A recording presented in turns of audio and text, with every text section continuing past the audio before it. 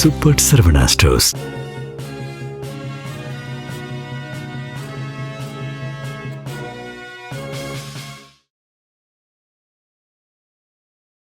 வணக்கம். ஜம் செய்திகளுக்காக தமிழ் மொழி. இந்திய நேரப்படி மதியம் 1:30 மணி செய்திகள். முதலில் ஜம் தலைப்புச் செய்திகளை காணலாம். 2 நாள் பயணமாக இஸ்ரேலுக்கு புறப்பட்டார் பிரதமர் நரேந்திர மோடி. பிரதமர் பெஞ்சமின் நேதன்யாகுவுடன் பேச்சு நடத்துவதுடன் நாடாளுமன்றத்திலும் உரையாற்றுகிறார். சென்னை பெங்களூரு இடையேயான விரைவு நெடுஞ்சாலை இந்த ஆண்டு இறுதியில் பயன்பாட்டுக்கு வரும். பயண நேரம் 2 மணி நேரமாக குறையும் என்றும் மத்திய அமைச்சர் நிதின் கட்கரி பேச்சு.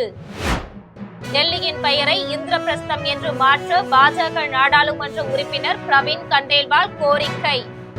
புதிய பெயர் பண்பாட்டை வெளிக்காட்டும் என கூறி உள்துறை அமைச்சர் அமித்ஷாவுக்கு கடிதம். இந்தியாவின் தாக்குதலில் இருந்து பாகிஸ்தான் பிரதமரின் உயிரை காப்பாற்றியதாக அமெரிக்க அதிபர் ட்ரம்ப் தற்பெருமை. தான் அதிபராக இருந்திருந்தால் ரஷ்யா உக்ரைன் போரை தொடங்கி இருக்காது என்றும் பேச்சு.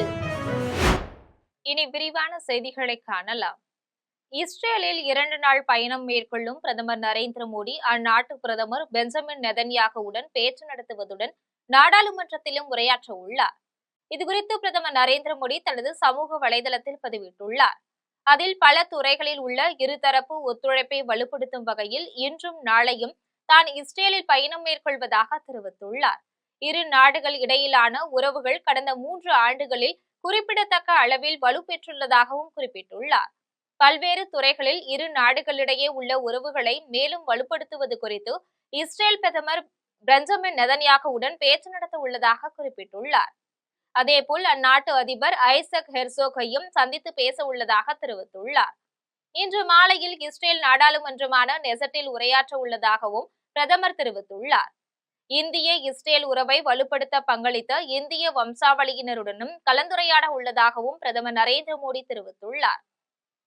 சென்னை பெங்களூரு இடையேயான விரைவு நெடுஞ்சாலை இந்த ஆண்டு இறுதியில் பயன்பாட்டுக்கு வரும் என்றும் அப்போது பயண நேரம் 2 மணி நேரமாக குறையும் என்றும் மத்திய சாலை போக்குவரத்து நெடுஞ்சாலைத்துறை அமைச்சர் நிதின் கட்கரி தெரிவித்துள்ளார். டெல்லியில் பில்டு இந்தியா இன்ஃப்ரா விருதுகள் வழங்கும் விழாவில் மத்திய சாலை போக்குவரத்து நெடுஞ்சாலைத்துறை அமைச்சர் நிதின் கட்கரி கலந்து கொண்டு பேசினார்.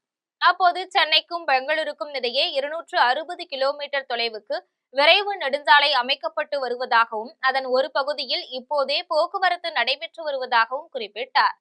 இந்த பணிகள் இந்த ஆண்டு இறுதிக்குள் முடிந்து முழு பாதையும் பயன்பாட்டுக்கு வரும் என்றும் அமைச்சர் தெரிவித்தார். அப்போது சென்னை பெங்களூரு இடையேயான பயண நேரம் 2 மணி நேரமாக குறையும் என்று நிதின் கட்கரி குறிப்பிட்டார். டெல்லியின் பெயரை இந்திரபிரஸ்தம் என்று மாற்ற கோரி மத்திய உள்துறை அமைச்சருக்கு பாஜக நாடாளுமன்ற உறுப்பினர் பிரவீன் கண்டேல்வால் கடிதம் எழுதியுள்ளார். புராண காலத்தில் பாண்டவர்களின் தலைநகராக விளங்கிய இந்திரபிரஸ்தமே இந்நாளைய டெல்லி நகரம் என்று கூறப்படுகின்றது. இந்நிலையில் டெல்லியின் பெயரை இந்திரபிரஸ்தம் என்று மாற்ற வேண்டும் என்று பாஜக நாடாளுமன்ற உறுப்பினர் பிரவீன் கண்டேல்வால் கூறியுள்ளார். இதுகுறித்து அவர் மத்திய உள்துறை அமைச்சர் அமித்ஷாவுக்கு கடிதம் எழுதியுள்ளார். அந்த கடிதத்தில் டெல்லி என்னும் பெயர் ஒரு குறிப்பிட்ட வரலாற்று காலத்தை தான் எதிரொலிப்பதாக உள்ளதாகவும் இந்த நகரின் ஆழமான வரலாற்றை உணர்த்தும் வகையில் இல்லை என்றும் குறிப்பிட்டுள்ளார். இந்த நகரத்துக்கு இந்திரபிரஸ்தம் என்று பெயர் சூட்டுவதன் மூலம் புதிய இந்தியாவின் தலைநகரை அதன் பழைய பண்பாட்டு அடித்தளத்துடன் இணைக்க முடியும் என்று தெரிவித்துள்ளார். இந்த நகரம் உலகின் மிக பெரிய ஜனநாயகம், பழமையான பண்பாட்டு பாரம்பரியம் ஆகியவற்றின் அடையாளமாக விளங்கும் என்று பிரவீன் கண்டேல்வால் குறிப்பிட்டுள்ளார். இதுகுறித்து அவர் அளித்துள்ள பேட்டியில் டெல்லிக்கு இந்திரபிரஸ்தம் என்று பெயர் சூட்டினால் அது பண்பாடு, நாகரிகம், உணவு பழக்க வழக்கங்கள், மொழி ஆகியவற்றை நேரடியாக காட்டும் வகையில் இருக்கும் என்று தெரிவித்தார். அதேபோல் இந்த நகரின் முதன்மையான இடத்தில் பஞ்ச பாண்டவர்களின் சிலைகளை நிறுவ வேண்டும் என்றும் பிரவீன் கண்டேல்வால் வலியுறுத்தியுள்ளார். இந்தியாவின் தாக்குதலில் இருந்து பாகிஸ்தான் பிரதமரின் உயிரை தானே காப்பாற்றியதாக அமெரிக்க அதிபர் ட்ரம்ப் தெரிவித்துள்ளார். அமெரிக்காவின் வாஷிங்டனில் உள்ள வெள்ளை மாளிகையில் அதிபர் டொனால்ட் ட்ரம்ப் உரையாற்றினார். அப்போது அவர் தான் தலையிடாமல் இருந்திருந்தால் இந்தியாவிற்கும் பாகிஸ்தானுக்கும் இடையே அணு ஆயுத போர் ஏற்பட்டிருக்கும் என்றார். இதனால் பாகிஸ்தானில் 3.5 கோடி மக்கள் இறந்திருப்பார்கள் என்று பாகிஸ்தான் பிரதமர் ஷபாஸ் ஷெரீப் தன்னிடம் கூறியதாக தெரிவித்தார். இதில் குறிப்பாக பாகிஸ்தான் பிரதமர் இறந்திருப்பார் என்றும் தெரிவித்தார். இதையடுத்து தனது நிர்வாகம் 9வது போரை முடிவுக்கு கொண்டு வர மிகவும் கடினமாக உழைத்து வருகிறது என்று கூறினார். பின்னர் ரஷ்யாவிற்கும் உக்ரைனுக்கும் இடையிலான போர் பற்றி பேசிய அவர் தான் அன்றைய தினத்தில் அதிபராக இருந்திருந்தால் அது ஒருபோதும் நடந்திருக்காது என்று தெரிவித்தார். மேலும் தனது வரி விதிப்பு அச்சுறுத்தல் காரணமாக அமைதி நிலவுகிறது என்றும் கூறினார். இந்தியாவை பாதுகாக்க முடியும் என்றால் அம்பேத்கர், பெரியார் கொள்கைகளால் மட்டுமே முடியும் என்று துணை முதலமைச்சர் உதயநிதி தெரிவித்துள்ளார். சென்னை ஆதம்பாக்கம் அம்பேத்கர் திடல் அருகில் 18 கோடியே 64 லட்சம் ரூபாய் மதிப்பீட்டில் கட்டப்பட்ட அம்பேத்கரின் வெண்கல சிலையை துணை முதலமைச்சர் உதயநிதி திறந்து வைத்தார். இதில் அமைச்சர் தாமோ அன்பரசன், திமுக அமைப்பு செயலாளர் RS பாரதி உள்ளிட்ட திமுக, விசிக கட்சி நிர்வாகிகள் ஆகியோர் கலந்து கொண்டனர். தொடர்ந்து விழாவில் துணை முதலமைச்சர் உதயநிதி பேசிய போது, இந்தியாவை பாதுகாக்க முடியும் என்றால் அம்பேத்கர், பெரியார் கொள்கைகளால் மட்டுமே முடியும் என்று தெரிவித்தார். தொடர்ந்து அம்பேத்கர் காண வேண்டிய சம நல்லிணக்கத்தை தமிழகத்தில் காண வேண்டும் என்றால் பாசிச சக்திகளை நாம் வீழ்த்த வேண்டும் என கூறினார். இதையடுத்து RS பாரதி பேசிய போது, மத்தியிலே இருக்கக்கூடிய பாஜக அரசு அம்பேத்கர் இயற்றிய அரசியல் சட்டத்தை தூக்கி எறிவதற்குரிய முயற்சிகள் எல்லாம் செய்து கொண்டிருக்கிறார்கள் என்று குற்றம் சாட்டினார். குருராஜபேட்டையில் புதிதாக கட்டப்பட்ட அரசு ஆரம்ப சுகாதார நிலையத்தை அமைச்சர் காந்தி திறந்து வைத்து 14 பேருக்கு இலவச வீட்டுமனை பட்டாக்களை வழங்கினார். ராணிப்பேட்டை மாவட்டம் குருவராஜபேட்டையில் 78,20,000 ரூபாய் மதிப்பீட்டில் கட்டப்பட்டுள்ள அரசு ஆரம்ப சுகாதார நிலையம் கட்டிடத்தை அமைச்சர் காந்தி குத்துவிளக்கேற்றி திறந்து வைத்தார். தொடர்ந்து அவர் 14 பேருக்கு இலவச வீட்டுமனை பட்டாக்களை வழங்கினார்.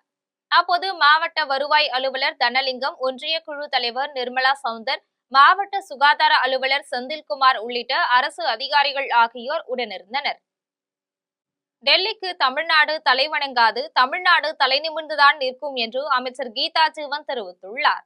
தூத்துக்குடி மாவட்டம் கோவில்பட்டி அருகில் திமுக சார்பில் தேர்தல் பரப்புரை பொதுக்கூட்டம் நடைபெற்றது. கூட்டத்தில் அமைச்சர் கீதா ஜீவன் கலந்து கொண்டு பொதுமக்களிடையே உரையாற்றினார். அப்போது பேசிய அவர், பெரிய கூட்டணி அமைந்து விட்டது போல் பந்தா பண்ணிக் கொள்கிறார்கள். இதே கூட்டணிதான் 2021 இருந்தது. ஆனால் அப்போது திமுக வெற்றி பெற்று ஆட்சி அமைத்தது என்று சுட்டிக்காட்டினார். தொடர்ந்து டெல்லிக்கு தமிழ்நாடு தலைவணங்காது என்றும் தமிழ்நாடு தலைநிமிர்ந்துதான் நிற்கும் என்றும் தெரிவித்தார். மன்னார்குடியில் பால் உற்பத்தியாளர்களுக்கு கூடுதல் கொள்முதல் தொகையை அமைச்சர் TRP ராஜா வழங்கினார். திருவாரூர் மாவட்டம் மன்னார்குடியில் பால் உற்பத்தியாளர்களுக்கு கூடுதல் கொள்முதல் தொகையான 2,01,07,017 ரூபாய் மதிப்பிலான ஆணைகளை 9,033 நபர்களுக்கு அமைச்சர் TRP ராஜா வழங்கினார்.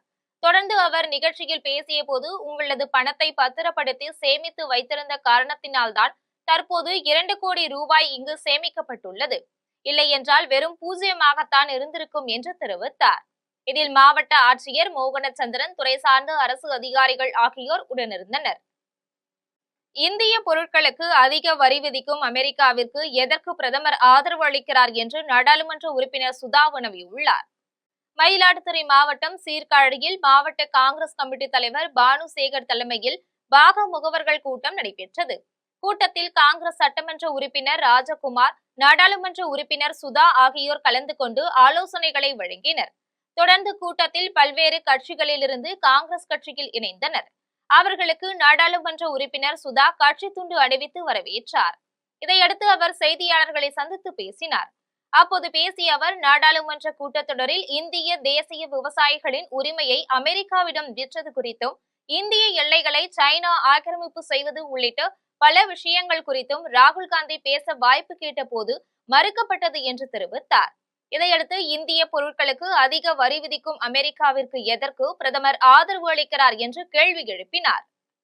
உதயசூரியனை தாண்டி பருந்தோ கழுகோ பறந்ததாக வரலாறு கிடையாது என்று நாடாளுமன்ற உறுப்பினர் தமிழச்சி தங்கப்பாண்டியன் தெரிவித்துள்ளார். தூத்துக்குடி மாவட்டம் கோவில்பட்டி காந்தி மைதானத்தில் திமுக சார்பில் பரப்புரை பொதுக்கூட்டம் நடைபெற்றது. கூட்டத்தில் நாடாளுமன்ற உறுப்பினர் தமிழச்சி தங்கப்பாண்டியன் கலந்து கொண்டு உரையாற்றினார். அப்போது பேசிய அவர், உதயசூரியனை தாண்டி பருந்தோ கழுகோ பறந்ததாக வரலாறு கிடையாது என்றும், அப்படி பறந்தால் சூரியனின் கிரகங்கள் நிச்சயமாக சுட்டு பொசுக்கிவிடும் என்றும் மறைமுகமாக சாடினார். தொடர்ந்து வானத்திலிருந்து குதித்த நட்சத்திரங்கள், நேற்று பெய்த மழையில் முளைத்த காளான்கள் எல்லாம் திமுகவை வீழ்த்துவதுதான் எங்கள் இலக்கு என்கின்றார்கள் என்று தாவேக தலைவர் விஜயை விமர்சித்தார். மேலும், உங்களை குறித்தெல்லாம் எங்களுக்கு கவலை இல்லை, எங்களுக்கு போட்டி நாங்கள்தான் என்று தெரிவித்தார். தமிழகத்தில் சட்டம் ஒழுங்கு, போதைப் பொருள் பழக்கம் உள்ளிட்டவைகள் அதிக அளவில் நடைபெறுவதற்கு முக்கிய காரணம் திமுக அரசு என்று முன்னாள் அமைச்சர் சோமசுந்தரம் குற்றம் சாட்டியுள்ளார். காஞ்சிபுரம் மாவட்டம் அசூரில் காஞ்சிபுரம் கிழக்கு ஒன்றியத்தின் சார்பில் முன்னாள் முதலமைச்சர் ஜெயலலிதா பிறந்தநாள் விழா மற்றும் நலத்திட்ட உதவிகள் வழங்கும் விழா நடைபெற்றது. இதில் கிழக்கு ஒன்றிய செயலாளர் களக்காட்டூர் ராஜு, அசூர் ஊராட்சி மன்ற தலைவர் சசிகலா, தேவானந்த் ஆகியோர் தலைமை வகித்தனர். இந்நிகழ்வில் முன்னாள் அமைச்சர் சோமசுந்தரம், அமைப்பு செயலாளர் வாலாஜாபாத் கணேசன் ஆகியோர் சிறப்புரையாற்றினர். இக்கூட்டத்தில் முன்னாள் அமைச்சர் மாவட்ட கழக செயலாளர் சோமசுந்தரம் பேசிய போது, அண்ணா திமுக சாதனையை திமுக ஸ்டிக்கர் ஒட்டி விளம்பரம் தேடி வருகிறது என்றார். தமிழகத்தில் சட்டம் ஒழுங்கு, போதைப்பொருள் பழக்கம் உள்ளிட்டவைகள் அதிக அளவில் நடைபெறுவதற்கு முக்கிய காரணம் திமுக அரசு என்று குற்றம் சாட்டினார். மீண்டும் அதிமுக ஆட்சி அமைந்தவுடன் தாலிக்கு தங்கம் திட்டம், மானிய விலையில் இருசக்கர வாகனம் உள்ளிட்ட பல்வேறு திட்டங்களை அதிமுக அரசு மக்களுக்கு செய்து தரும் என்று தெரிவித்தார். இதையடுத்து முன்னாள் முதலமைச்சர் ஜெயலலிதா பிறந்த நாளை முன்னிட்டு நலத்திட்ட உதவிகளை முன்னாள் அமைச்சர் சோமசுந்தரம் வழங்கினார். இந்நிகழ்ச்சியில் மாவட்ட அவைத்தலைவர் குன்னவாக்கம் கிருஷ்ணமூர்த்தி, மாவட்ட மாணவரணி செயலாளர் துலக்குமார் உள்ளிட்ட கட்சி நிர்வாகிகள் ஏராளமானோர் கலந்து கொண்டனர். பிரேமலதா தற்போது சேர்ந்துள்ள கூட்டணி பொருந்தாத கூட்டணி என்றும் 2 மாதங்களில் முடிவுக்கு வரும் கூட்டணி என்றும் முன்னாள் பாஜக மாநில தலைவர் தமிழிசை சவுந்தரராஜன் விமர்சித்துள்ளார். சென்னை வண்ணாரப்பேட்டையில் உள்ள விளையாட்டு மைதானத்தில் மறைந்த முன்னாள் முதலமைச்சர் ஜெயலலிதாவின் பிறந்த நாளை முன்னிட்டு சிலம்பாட்டம், கராத்தே, கபடி ஆகிய போட்டிகள் நடைபெற்றது. விழாவில் வடகிழக்கு மாவட்ட செயலாளர் ராஜேஷ் தலைமையில் பாஜக முன்னாள் மாநில தலைவர் தமிழிசை சவுந்தரராஜன், அதிமுக முன்னாள் அமைச்சர் வளர்மதி, அதிமுக கொள்கை பரப்பு துணை செயலாளர் கௌதமி ஆகியோர் கலந்து கொண்டனர். தொடர்ந்து தமிழிசை சவுந்தரராஜன் பெண் கபடி வீராங்கனைகளுடன் புகைப்படம் எடுத்துக் கொண்டார். இதையடுத்து வெற்றி பெற்ற அணிகளுக்கு கௌதமி பரிசுகளை வழங்கினார். தொடர்ந்து தமிழிசை சவுந்தரராஜன் செய்தியாளர்களை சந்தித்து பேசினார். அப்போது பேசிய அவர், தமிழகத்தில் பெண்களுக்கு எதிரான வன்முறைகள் அதிகரித்து வருகின்றது என்று குற்றம் சாட்டினார். பின்னர் பிரேமலதா தற்போது சேர்ந்துள்ள கூட்டணி பொருந்தாத கூட்டணி என்றும் 2 மாதங்களில் முடிவுக்கு வரும் கூட்டணி என்றும் விமர்சித்தார். இதையடுத்து கௌதமி செய்தியாளர்களிடம் பேசிய போது, அதிமுக ஆட்சிக்கு வராது என்பதற்காக தான் தேர்தல் வாக்குறுதிகளை அள்ளிவிடுகின்றனர் என்று திருமாவளவன் கூறியதற்கு சிரிப்புதான் வருகிறது என்று பதிலடி கொடுத்தார். வார வாரம் மாசம் ஒவ்வொரு குடும்பமும் இந்த விலைவாசி ஏறி போனதுல எவ்வளவு அவங்க நஷ்டம் அடைஞ்சிருக்காங்க அப்படிங்கிறது இப்போ உட்கார்ந்து எண்ணி பார்க்கும்போது ஒவ்வொரு குடும்பத்துக்கும் தெரியுது. இல்லை, நான் என்ன கேட்குறேன், எங்க கூட்டணியை பார்த்து அழுத்தம் கொடுத்தீங்களா, என்ன செய்தீங்க, பயமுறுத்துனீங்களா அப்படின்லாம் கேட்டுட்டு இருக்கவங்க இன்னைக்கு அவங்க எப்படி சேர்ந்தாங்க? அதில் அவங்க கூட்டணியில் எல்லாரும் சேர்ந்தா உடனே அது கொள்கை கூட்டணி, எதிர்கூட்டணியில் சேர்ந்தா எல்லாம் அழுத்தம், பயம். அதனால இதையே மக்கள் நன்றாக புரிந்து வைத்திருப்பார்கள். வருகின்ற தேர்தலில் சென்னை தாவேகவின் கோட்டையாக மாறும் என்றும் பொதுச் செயலாளர் ஆனந்த் தெரிவித்துள்ளார். சென்னை வில்லிவாக்கத்தில் தமிழக வெற்றி கழகம் சார்பில் செயல் வீரர்கள் கூட்டம் நடைபெற்றது. இதில் பொதுச் செயலாளர் ஆனந்த், நிர்வாக குழு தலைமை ஒருங்கிணைப்பாளர் செங்கோட்டையன், தேர்தல் பிரச்சார மேலாண்மை பொதுச் செயலாளர் ஆதவ் அர்ஜுனா, நிர்வாக குழு தலைமை ஒருங்கிணைப்பாளர் செங்கோட்டையன், இணை பொதுச் செயலாளர் நிர்மல்குமார் உள்ளிட்ட பலர் கலந்து கொண்டனர். இக்கூட்டத்தில் பொதுச் செயலாளர் ஆனந்த் பேசிய போது, வில்லிவாக்கத்தில் தாவேக உறுப்பினர் சேர்க்கையில் 19,417 பேர் இருப்பதாக தெரிவித்தார். சென்னையில் உள்ள 16 தொகுதியும் திமுகவின் கோட்டையாக உள்ளது என்றும், வருகின்ற தேர்தலில் சென்னை தளபதியின் கோட்டையாக மாறும் என்றும் தெரிவித்தார். நிர்வாகிகள் ஒவ்வொரு நாளும் 10 வீடுகளுக்கு சென்று வாக்கு சேகரிக்க வேண்டும் என்று வலியுறுத்தினார். இதையடுத்து கூட்டத்தில் இணை பொதுச் செயலாளர் நிர்மல்குமார் பேசிய போது, 40% மக்கள் தாவேகவிற்கு வாக்களிக்க தயாராகிவிட்டார்கள் என்று கூறினார். தாவேகவுடன் கூட்டணி வைக்கும் கட்சிக்கு ஆட்சியில் பங்கு உண்டு என்று தெரிவித்தார். அதிமுக கொடுக்கிற வாக்குறுதிகளில் எப்போதும் பொய்யைத்தான் மூலதனமாக சொல்லியுள்ளார்கள் என திமுக கல்வியாளர் அணி செயலாளர் எழிலன் நாகநாதன் தெரிவித்துள்ளார். திண்டுக்கல் மாவட்டம் நாகல் நகரில் திண்டுக்கல் கிழக்கு மாவட்டம் சார்பில் பொதுக்கூட்டம் நடைபெற்றது. இதில் பழனி சட்டமன்ற உறுப்பினர் செந்தில்குமார் தலைமை வகித்தார். இந்நிகழ்ச்சியில் திமுக கல்வியாளர் அணி செயலாளர் எழிலன் நாகநாதன் சிறப்பு பேச்சாளராக கலந்து கொண்டு பேசினார். அப்போது அதிமுக கொடுக்கிற வாக்குறுதிகளில் எப்போதும் பொய்யைத்தான் மூலதனமாக சொல்லி உள்ளார்கள் என்று கூறினார். 2011 அதிமுக தேர்தல் அறிக்கையில் சென்னை முதல் கன்னியாகுமரி வரை கடலோர சாலை திட்டம் அமைப்போம் என்று கூறியது போல அமைத்தார்களா என கேள்வி எழுப்பினார். இதன் பின்னர் கிழக்கு மாவட்ட செயலாளர் செந்தில்குமார் பேசிய போது, எத்தனை கூட்டணி கட்சிகள் எதிர்த்து வந்தாலும் தமிழ்நாட்டை பொறுத்த அளவில் 2026 திமுக ஆட்சி அமைக்கும் என்று கூறினார். ஒரு சிலர் தங்களது சுயலாபத்திற்காகவும் விளம்பரத்திற்காகவும் எங்கள் நிறுவனத்தை பற்றி அவதூறு பரப்பியுள்ளனர் என்று தமிழிசை மூவர் உழவர் உற்பத்தியாளர் சங்க தலைவர் அசோகன் தெரிவித்துள்ளார். மயிலாடுதுறை மாவட்டம் சீர்காழியில் உள்ள தமிழிசை மூவர் உழவர் உற்பத்தியாளர் சங்க அலுவலகத்தில் சங்க தலைவர் அசோகன் உள்ளிட்ட நிர்வாகிகள் ஆகியோர் செய்தியாளர்களை சந்தித்து பேசினர். அப்போது சங்க தலைவர் அசோகன் பேசிய போது கடந்த 19ஆம் தேதி பெரம்பூரில் நடைபெற்ற சங்க பொதுக்குழு கூட்டத்தில் வரவு செலவு கணக்குகள் முழுமையாக தாக்கல் செய்யப்பட்டது. இந்நிலையில் ஒரு சில நபர்கள் எங்கள் நிறுவனத்திற்கு எதிராகவும் அரசுக்கு களங்கமும் அவப்பெயரும் ஏற்படுத்தும் நோக்கத்தில் தவறான தகவல்களை பரப்பி வருகின்றனர் என்று குற்றம் சாட்டினர். தொடர்ந்து ஒரு சிலர் தங்களது சுயலாபத்திற்காகவும் விளம்பரத்திற்காகவும் செய்த செயல்தானே தவிர எங்கள் நிறுவனத்தில் எந்த தவறான செயலோ தவறான செலவுகளோ செய்யப்படவில்லை என்று தெரிவித்தார்.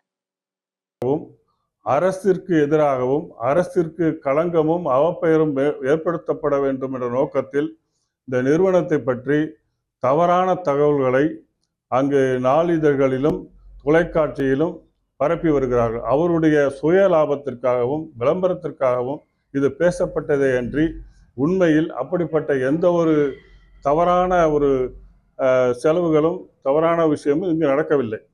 தண்டையார்பேட்டையில் வடசென்னை கிழக்கு மாவட்ட காங்கிரஸ் கட்சி அலுவலகத்தின் புதிய பெயர் பலகை திறப்பு விழா நடைபெற்றது. சென்னை தண்டையார்பேட்டையில் வடசென்னை கிழக்கு மாவட்ட காங்கிரஸ் கட்சி அலுவலகத்தின் புதிய பெயர் பலகை திறப்பு விழா நடைபெற்றது. இதில் வடசென்னை கிழக்கு மாவட்ட காங்கிரஸ் கமிட்டி தலைவர் மதாரம்மா கனி கலந்து கொண்டு காமராஜர் மற்றும் இந்திரா காந்தி சிலைக்கு மாலை அணிவித்து மரியாதை செலுத்தினார். இதன் பின்னர் அவர் வடசென்னை கிழக்கு மாவட்ட அலுவலக வாசலில் கட்சி கொடியை ஏற்றி வைத்து புதிய பெயர் பலகையை திறந்து வைத்தார். இதனைத் தொடர்ந்து வடசென்னை கிழக்கு மாவட்ட தலைவர் மதாரம்மா கனி செய்தியாளர்களிடம் பேசிய போது அலுவலக கட்டிடம் சிதிலமடைந்து உள்ள நிலையில் அதனை சீரமைத்த பிறகு தமிழ்நாடு காங்கிரஸ் கமிட்டி தலைவர் செல்வ பெருந்தகை திறந்து வைக்க உள்ளதாக தெரிவித்தார். காங்கிரஸ் கட்சி வடசென்னையில் மேலும் உயர அனைத்து பணிகளையும் செய்து வருவதாக கூறினார். புதிய தலைமையின் அலுவலகத்தை முதலில் நேம் போர்டு பலகை பேர் பலகையும் கொடியேற்றி முதல் நாளில் எங்கள் பணியை துவக்கினோம். கட்டிடம் சீரமைக்கிற வேலை இருக்கிறது. அந்த சீரமைப்பு வேலையெல்லாம் முடிஞ்ச பிறகு பெயிண்டிங் வேலையெல்லாம் முடிஞ்ச பிறகு தமிழ்நாடு காங்கிரஸ் கமிட்டியின் தலைவர் அண்ணன் செல்வ பெருந்தகை அவர்கள் இப்பணியை சிறப்புடன் நடக்க முன்னின்று செயல்பட எங்களுக்கு முழு ஆதரவுடன் ஒப்புதலுடன் வருகை தருகிறேன் என்று கூறியிருக்கிறார். அதனை பொருட்டு நாங்கள் இன்று கொடியேற்றி பேர் பலகை வைத்துள்ளோம். இனி அடுத்த கட்டமாக சீரமைத்துட்டு தலைமையுடன் ஒப்புதலுடன் தலைமையின் வருகைக்காக காத்திருக்கிறோம். சென்னை பெருநகர காவல் ஆணையர் தலைமையில் நடைபெற்ற காவலர் குறைதீர் சிறப்பு முகாமில் காவலர்களிடமிருந்து கோரிக்கை மனுக்களை பெற்று அவற்றின் மீது விரைந்து நடவடிக்கை எடுக்க அதிகாரிகளுக்கு உத்தரவிட்டார். சென்னை பெருநகர காவல் ஆணையர் அலுவலகத்தில் காவலர்களின் பணிச்சூழலை மேம்படுத்தவும் அவர்களின் குடும்ப நலனை கருத்தில் கொண்டும் சென்னை பெருநகர காவல் ஆணையர் அருண் உத்தரவின்படி காவலர் குறைதீர் சிறப்பு முகாம் நடைபெற்றது. இந்த முகாமில் சுமார் 250 காவலர்கள் மற்றும் அதிகாரிகள் கலந்து கொண்டு தங்களது கோரிக்கை மனுக்களை அளித்தனர்.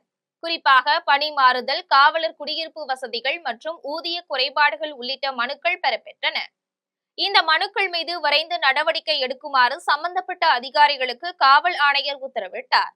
இந்நிகழ்வில் இணை ஆணையர் மகேஸ்வரன் மற்றும் அமைச்சு பணியாளர்கள் உள்ளிட்ட பலர் கலந்து கொண்டனர். திருப்புவனம் அரசு மருத்துவமனையில் மருத்துவர் இல்லாததால் நோயாளிக்கு தூய்மை பணியாளர் சிகிச்சை அளித்த வீடியோ காட்சிகள் தற்போது சமூக வலைதளங்களில் வைரலாகி வருகிறது.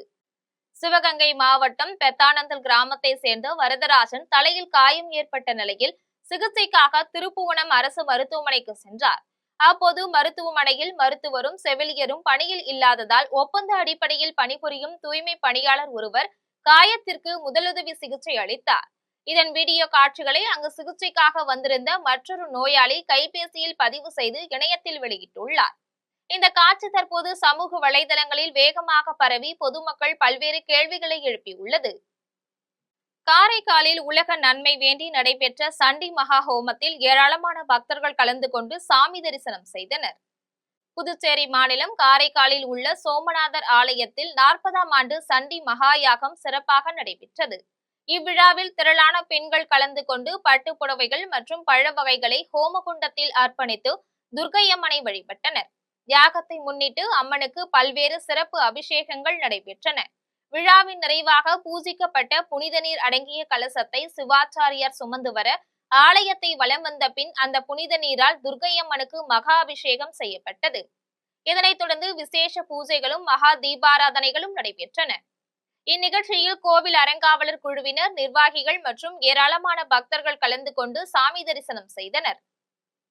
தாராபுரம் அருகே 12 வயது சிறுமிக்கு பாலியல் தொல்லை கொடுத்த தற்காலிக தூய்மை பணியாளரை காவல்துறையினர் போக்சோ சட்டத்தின் கீழ் வழக்கு பதிவு செய்து சிறையில் அடைத்துள்ளனர். திருப்பூர் மாவட்டம் பொன்னிவாடியை சேர்ந்த சண்முகம் ஊராட்சி ஒன்றிய அலுவலகத்தில் தற்காலிக தூய்மை பணியாளராக பணியாற்றி வருகிறார். இவர் அப்பகுதியில் வீட்டிற்குள் தனியாக இருந்த சிறுமியிடம் பாலியல் தொந்தரவில் ஈடுபட்டார். இதன் பின்னர் சிறுமியின் பெற்றோர் வீட்டிற்கு திரும்பிய போது நடந்த சம்பவத்தை தெரிவித்தார். இது தொடர்பாக பெற்றோர் தாராபுரம் மகளிர் காவல் நிலையத்தில் புகார் அளித்தனர். புகாரின் அடிப்படையில் காவல்துறையினர் போக்சோ சட்டத்தின் கீழ் வழக்கு பதிவு செய்து சிறையில் அடைத்தனர். இந்த சம்பவம் அந்த பகுதியில் பெரும் பரபரப்பை ஏற்படுத்தியுள்ளது. தமிழ்நாட்டின் பல்வேறு ஊர்களில் மறைந்த முன்னாள் முதலமைச்சர் ஜெயலலிதாவின் 78வது பிறந்தநாள் விழா கொண்டாடப்பட்டுள்ளது. அதனை தற்போது சிறிய தொகுப்பாக பார்க்கலாம். திருவள்ளூர் மாவட்டம் பொன்னேரியில் உள்ள மறைந்த முன்னாள் முதலமைச்சர் ஜெயலலிதாவின் 78வது பிறந்தநாளையொட்டி அவரது படத்திற்கு முன்னாள் சட்டமன்ற உறுப்பினர் சிறுனியம் பலராமன் தலைமையில் மலர் மாலை அணிவித்து இனிப்புகள் மற்றும் அன்னதானம் வழங்கினார். பின்னர் 1000 பேருக்கு அன்னதானம் வழங்கினார். இந்நிகழ்வில் பொன்னேரி நகர செயலாளர் செல்வகுமார், ஒன்றிய செயலாளர்கள் தமிழ்ச்செல்வன், வினோத் உள்ளிட்ட பலர் கலந்து கொண்டனர். தூத்துக்குடி மாவட்டம் தாமோதரன் நகரில் மறைந்த முன்னாள் முதலமைச்சர் ஜெயலலிதாவின் 78வது பிறந்த தினத்தை ஒட்டி 78க்கும் மேற்பட்ட பெண்கள் வண்ண கோலங்கள் வரைந்து அசத்தினர். இந்நிகழ்வில் முன்னாள் நாடாளுமன்ற உறுப்பினர் நட்டர்ஜி தலைமை வகித்தார். இந்நிகழ்ச்சியில் மாணவர்களுக்கு கிரிக்கெட் விளையாட்டு உபகரணங்கள் வழங்கப்பட்டது. இதில் அந்தோணிராஜ், முன்னாள் ஒன்றிய அம்மா பேரவை செயலாளர் வேல்சாமி உட்பட ஏராளமான நிர்வாகிகள் கலந்து கொண்டனர்.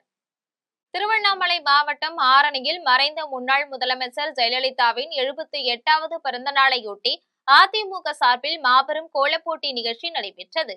இந்நிகழ்ச்சியில் நகராட்சி நகரமன்ற துணைத் தலைவர் பாரிபாபு, ஒன்றிய செயலாளர் கஜேந்திரன் ஆகியோர் தலைமை வகித்தனர். இதில் 1078 பெண்கள் கலந்து கொண்டு முன்னாள் முதலமைச்சர்கள் எம்ஜிஆர், ஜெயலலிதா, எடப்பாடி பழனிசாமி ஆகியோரின் படங்களை வரைந்து பரிசுகள் பெற்றனர். மயிலாடுதுறை மாவட்டம் சீர்காழி சட்டநாதர் கோவிலில் முன்னாள் முதல்வர் ஜெயலலிதாவின் பிறந்த நாளையொட்டி திருவிளக்கு பூஜை நடைபெற்றது. 400க்கும் மேற்பட்ட பெண்கள் பங்கேற்று திருவிளக்கு பூஜை வழிபாடு மேற்கொண்டனர்.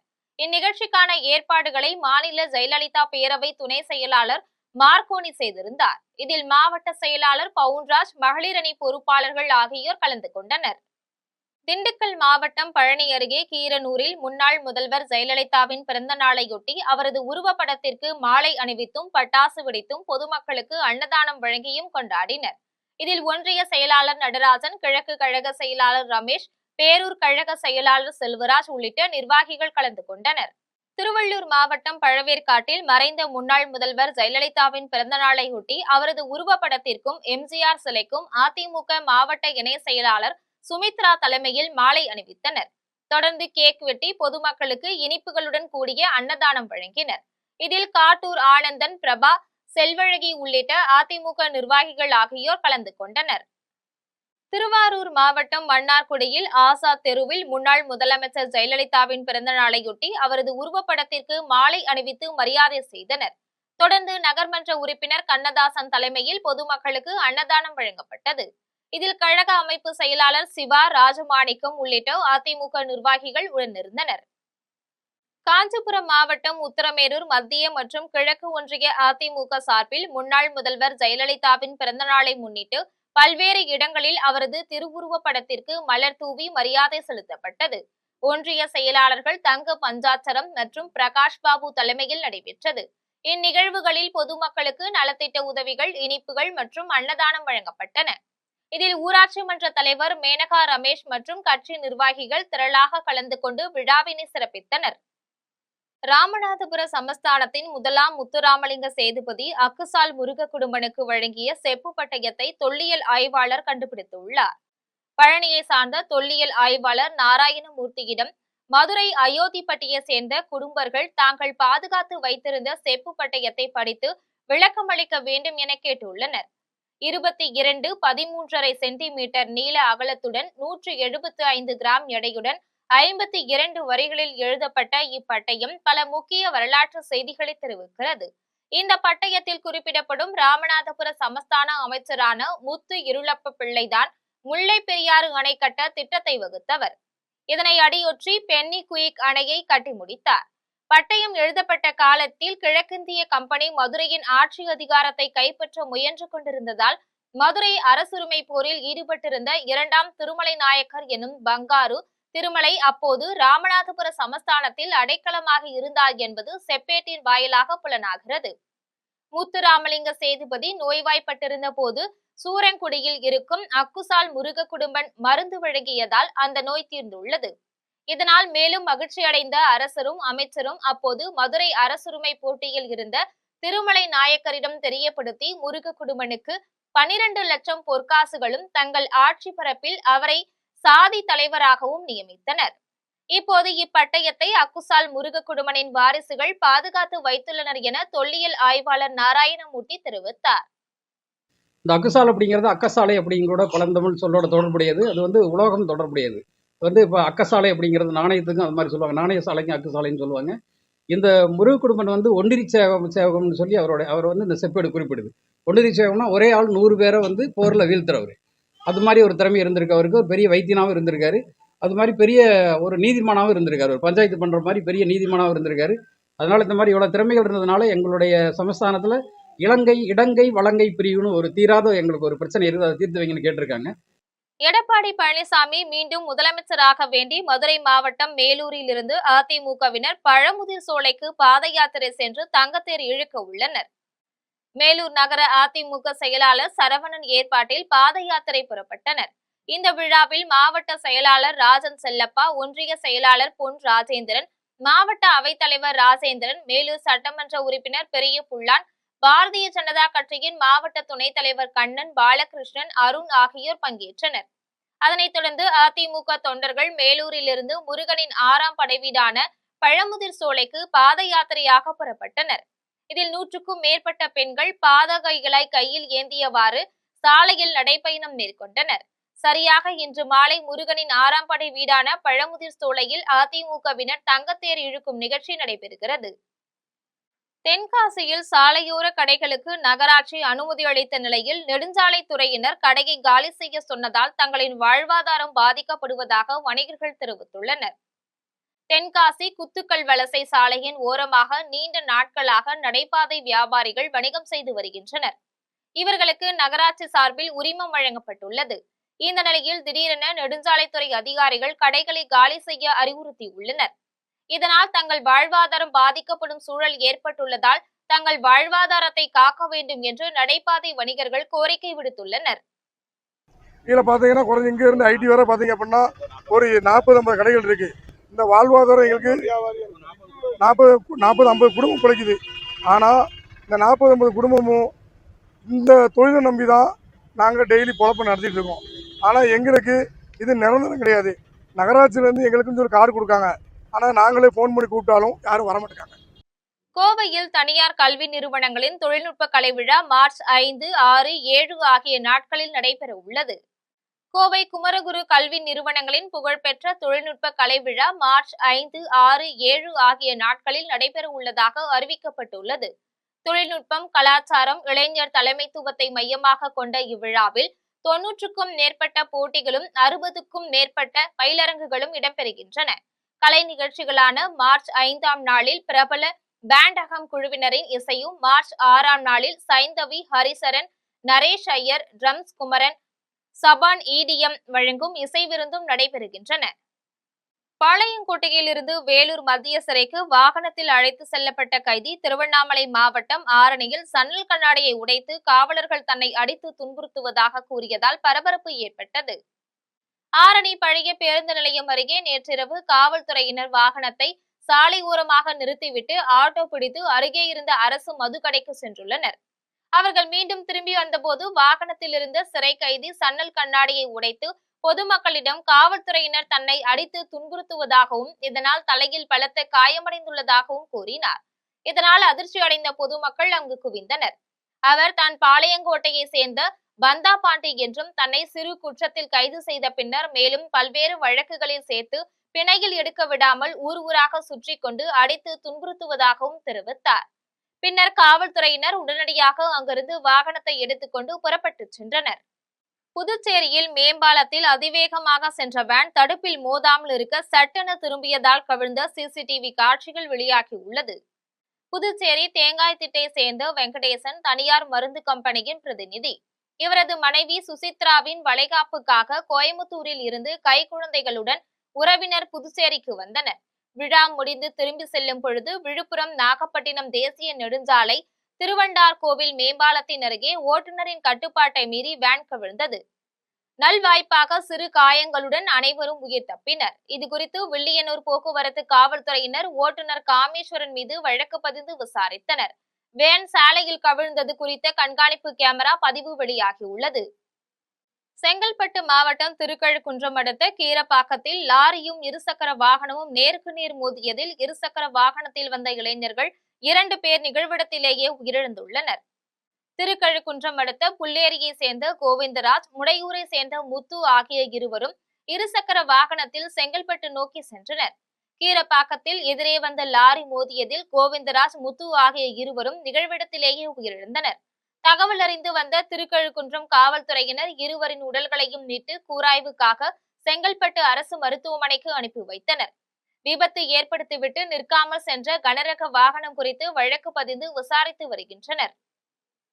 கேரளம் மாநிலம் திருவனந்தபுரம் ஆற்றுக்கால் பகவதியம்மன் ஆலயத்தில் முக்கிய வழிபாடான குத்தியோட்ட நேர்ச்சைக்காக குவிந்த சிறுவர்கள் 7 நாட்கள் நமஸ்கார விரதத்தை தொடங்கியுள்ளனர். திருவனந்தபுரம் ஆற்றுக்கால் பகவதியம்மன் கோவிலில் லட்சக்கணக்கான பெண்கள் பொங்கலிடும் பொங்கல் திருவிழா பிப்ரவரி 23ஆம் நாள் அம்மனுக்கு காப்பு கட்டுடன் தொடங்கியது. திருவிழாவின் 3வது நாளான இன்று குத்தியோட்ட நேர்ச்சைக்கான சிறுவர்களின் குத்தியோட்ட விரதம் தொடங்கியது. அதாவது சிறுவர்கள் நோய் நொடிகள் இன்றி நலம் பெறவும் கல்வியில் சிறந்து விளங்கவும் ஆற்றுக்கால் பகவதியம்மனை வேண்டி குத்தியோட்ட நேர்ச்சை நடத்துவது வழக்கம். இந்த ஆண்டுக்கான குத்தியோட்ட நேர்ச்சைக்கான விரதத்தை தொடங்கிய 581 சிறுவர்கள் 7 நாட்கள் ஆலயத்திலேயே தங்க உள்ளனர். இவர்கள் நாள்தோறும் காலை மாலை வேளைகளில் 1008 நமஸ்காரமும் செய்வது குறிப்பிடத்தக்கது. மார்ச் 3ஆம் நாள் புகழ்பெற்ற பொங்கல் விழாவன்று அம்மன் எழுந்தருளும் போது குத்தியோட்டம் நடைபெறும். தமிழக மட்பாண்ட தொழிலாளர்களுக்கு வாழ்வளிக்கும் வகையில் திருவனந்தபுரம் ஆற்றுக்கால் பகவதியம்மன் பொங்கல் விழாவுக்காக மாநகரில் குவிக்கப்பட்டுள்ள மட்பாண்டங்களை பொதுமக்கள் ஆர்வத்துடன் வாங்கி செல்கின்றனர். திருவனந்தபுரத்தில் ஆற்றுக்கால் பகவதியம்மன் ஆலயத்தில் லட்சக்கணக்கான பெண்கள் பொங்கலிடும் பொங்கல் விழா மார்ச் 3ஆம் நாள் நடைபெற உள்ளது. இதற்காக தமிழகத்தின் கன்னியாகுமரி, திருநெல்வேலி மாவட்டங்களில் பல நாட்களாக தயாரான மட்பாண்டங்கள் லாரிகளில் ஏற்றி திருவனந்தபுரத்துக்கு கொண்டு வந்து குவிக்கப்பட்டுள்ளன. மட்பாண்ட தொழிலாளர்களே நேரடியாக விற்பனையில் ஈடுபட்டுள்ளனர். அவர்களின் வாழ்வாதாரத்துக்கு வழி செய்வதாக ஆற்றுக்கால் பொங்கல் விழா திகழ்கின்றது. இனி வருவது திரையுலக செய்திகள். நடிகர் ஜெய் நடிக்கும் சட்டென்று மாறுது வானிலை என்ற படத்தின் புதிய ப்ரோமோ வீடியோவை படக்குழுவினர் வெளியிட்டுள்ளனர். பிரபல நடிகர் ஜெய் சட்டென்று மாறுது வானிலை என்ற புதிய படத்தில் கதாநாயகனாக நடித்து வருகிறார். பிரபல இயக்குனர் AR முருகதாஸின் உதவி இயக்குனராக இருந்த பாபு விஜய் இப்படத்தினை இயக்கியுள்ளார். இதில் மீனாட்சி, கோவிந்தராஜன், யோகி பாபு, கருடா ராம், ஆதித்யா கதிர் ஆகியோர் முக்கிய கதாபாத்திரங்களில் நடித்துள்ளனர். கிருஷ் கோபாலகிருஷ்ணன் இப்படத்திற்கு இசையமைக்கிறார். இதையடுத்து இப்படத்தின் அக்கடி கொழுத்து பக்கடி என்ற பாடலின் ப்ரோமோ வீடியோ வெளியாகி உள்ளது. நீண்ட நாள் கழித்து நடிகர் ஜெய் கதாநாயகனாக நடித்து வரும் நிலையில் தற்போது இப்படத்தின் மீதான எதிர்பார்ப்பு அவரது ரசிகர்களிடையே அதிகரித்துள்ளது. திருவண்ணாமலையில் உள்ள அண்ணாமலையார் கோவிலில் நடிகர் சரத்குமார் சாமி தரிசனம் செய்தார். திருவண்ணாமலை மாவட்டம் அண்ணாமலையார் கோவிலில் நடைபெற்ற சிறப்பு அபிஷேக பூஜையில் நடிகர் சரத்குமார் கலந்து கொண்டு சாமி தரிசனம் செய்தார். தொடர்ந்து அவர் அம்மன் சன்னிதானத்தில் உள்ள நவகிரகங்கள் மற்றும் சித்திரகுப்தர்களை வணங்கி வழிபட்டார். பின்னர் அவருக்கு கோவில் நிர்வாகம் சார்பில் மாலை மற்றும் பிரசாதங்கள் வழங்கப்பட்டது. இதையடுத்து நடிகர் சரத்குமாருடன் ரசிகர்கள் புகைப்படம் எடுத்து மகிழ்ந்தனர். இனி வருவது விளையாட்டு செய்திகள்.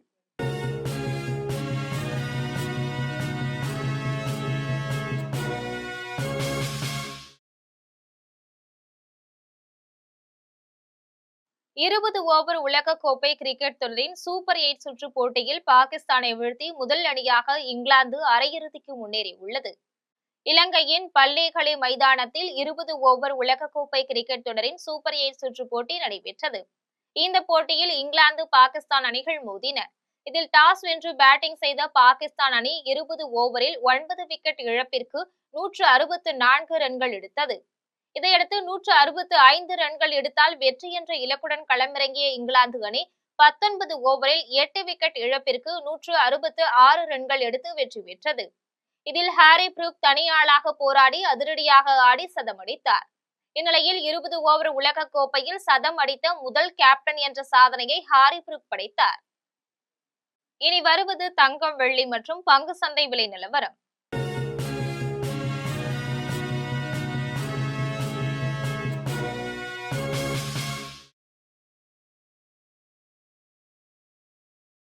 சென்னையில் ஆபரண தங்கம் என்று ஒரு சவரன் 1,19,440 ரூபாய்க்கு விற்பனை செய்யப்படுகின்றது.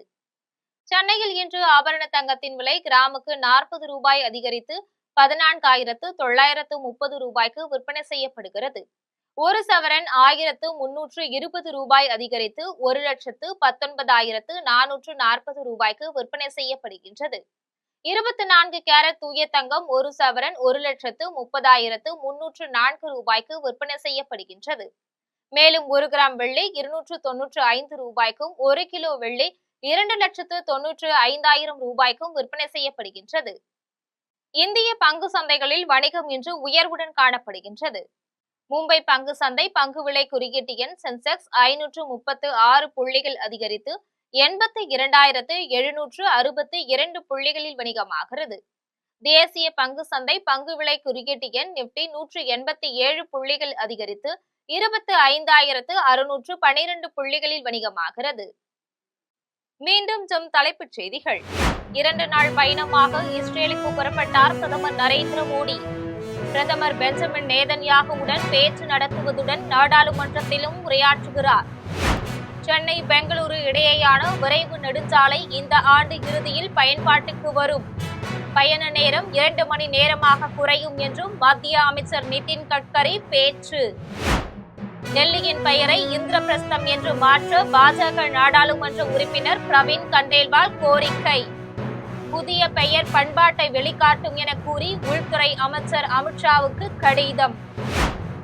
இந்தியாவின் தாக்குதலில் இருந்து பாகிஸ்தான் பிரதமரின் உயிரை காப்பாற்றியதாக அமெரிக்க அதிபர் ட்ரம்ப் தற்பெருமை.